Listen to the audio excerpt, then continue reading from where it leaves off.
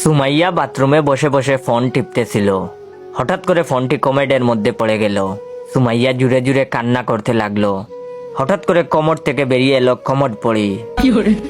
কমর পড়ি এসে বলল, এই মেয়ে, কি হয়েছে তোমার? কান্না করতেছো কেন? তখন সুমাইয়া বলল, আমার ফোনটা কমোডের মধ্যে পড়ে গেছে, তাই কান্না করতেছি। তখন কমোড পড়ি বলল, ওকে দাঁড়াও, আমি তোমার ফোন নিয়ে আসতেছি। এই বলে কমোড পড়ি কমোডের ভিতরে ঢুকলো। তার কিছুক্ষণ পর কমোড পড়ি কমোডের ভিতর থেকে একটা সোনার মোবাইল নিয়ে বেরিয়ে আসলো। আর কমোড পড়ি বলল, এই ফোন কি তোমার সেই ফোন? তখন সুমাইয়া বলল, না, এটা আমার ফোন না। তো আপনারা এখন কি ভাবছেন, সেই জলপরীর মতো আরেকটা ফোন নিয়ে আসবে? আসলে একদমই ভুল। তখন কমোড পড়ি বলল, হারামজাদি, তুই কি মনে করতেছিস?